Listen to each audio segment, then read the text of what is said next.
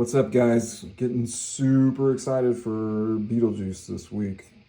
Fortunate enough to win a spot to drive out to the factory and put my deposit down. It's really a no-brainer. So in honor of that, I thought I'd show my Texas Chainsaw Massacre and some of the stuff I did to it. Not really any mods for this game, so all this stuff is stuff that I made. First thing I made was this door.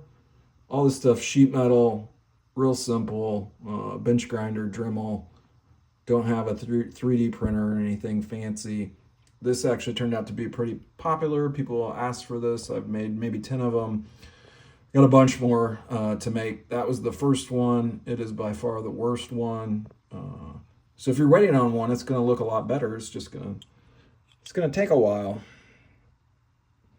These take me probably 4 or 5 hours to make with torching them, shaping them, shading them.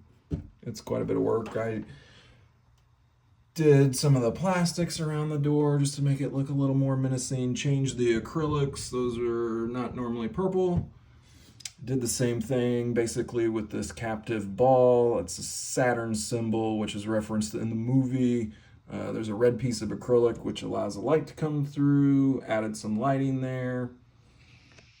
Did that to the grinder as well. Added some red lighting and replaced the plastic with this.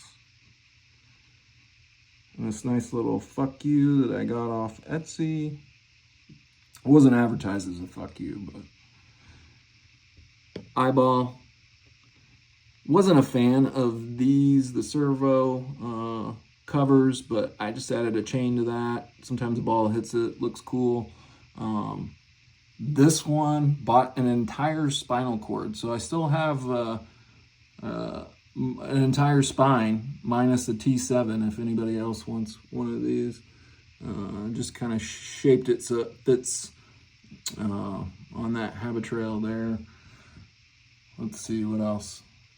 The yellow, I didn't like the yellow in the game. There's nothing significant about that other than it looks menacing. I tried a bunch of stuff. I tried to replace it with actual Leatherface, and nothing just looked right. Out of all the stuff I tried, that looked the best. You know, it's a wicked game, so I thought something sick. Here, I tried to carry that door, those 3 pieces, and kind of reference it up here with the hook lock. Was able to attach this chain up here, feed it through that little rail that I tacked on to the back. It's cool in that you can see it shaking, and obviously when this thing moves, it really shakes. There's a little satisfaction, kinetic satisfaction. This metal trim piece I added just to the lip of the upper playfield. That was super easy. And then the piece de resistance, the ball lock. So it's all stuff. I bought those symbols, bought those letters, but everything else I made. The skulls were skeletons, entire skeletons that I cut, shaved down, painted. Same is true of this torso. And then I got this hacksaw that's hanging off of it. There were some thoughts to make that hang coming off that wire form and the ball to hit it. I don't know. Maybe we'll do that. Maybe we won't. Added the flippers, precision flippers. I think they look way better than the yellow. And I added these lights, these fire lights. Now Spooky uses these clear ribbed posts, these old school posts. There's 11 of them in this game.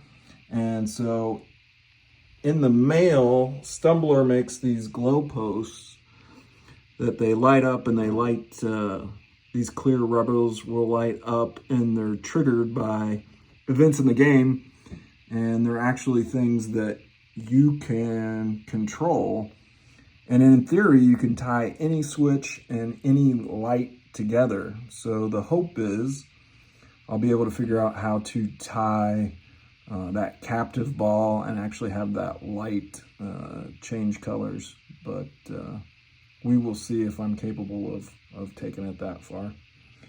Anyway, quick share. Go buy a Beetlejuice, but while you do it, buy a TCM. Criminally underrated.